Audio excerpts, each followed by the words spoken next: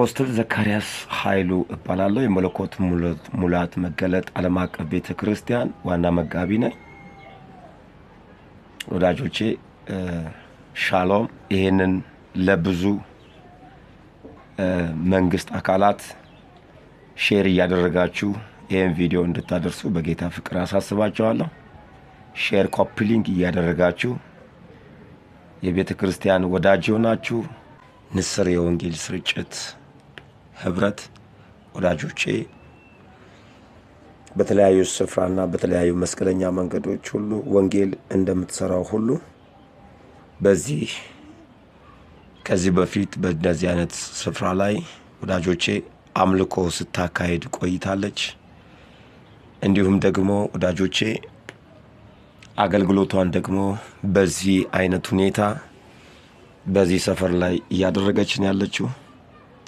መንግስት ይሄንን አውቆና ተረድቶ አሁን ላይ ያለችበት ሁኔታ ወዳጆቼ በጣም የቦታ የስፍራ ጥያቄ ለቤተ ክርስቲያን እንዲያመቻች መንግስት ይሄንን በተለይ በአዋሳ ከተማ ላይ ያለው የቤተ ክርስቲያን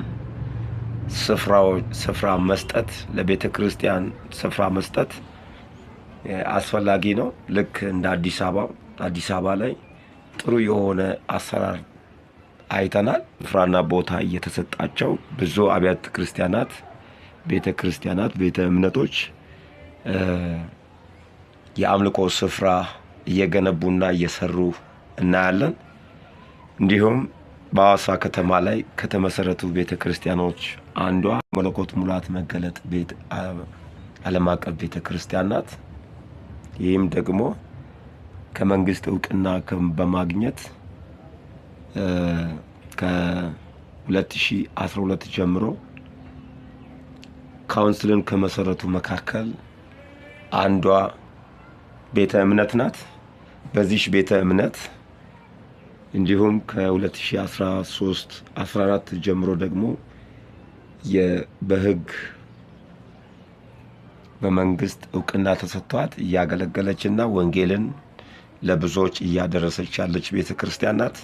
ስለዚህ ስፍራ ይገባናል። በአዋሳ ከተማ ለቤተ ክርስቲያን ስፍራ ያስፈልጋል።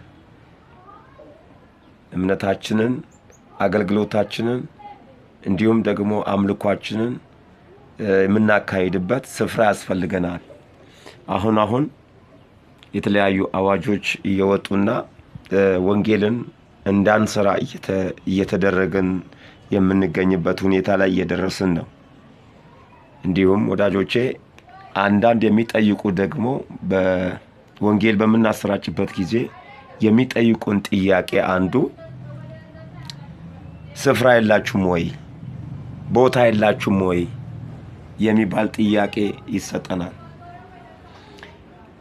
አዎ ስፍራ ያስፈልገናል። የመጀመሪያውና ትልቁ ነገር ቦታ ያስፈልገናል። ቤተ እምነት እንደ ቤተ እምነት መንግስት እውቅና ከሰጠ እንዲሁ ይሄንን ለቤተ እምነቶች ደግሞ ስፍራ አስፈላጊ ነው።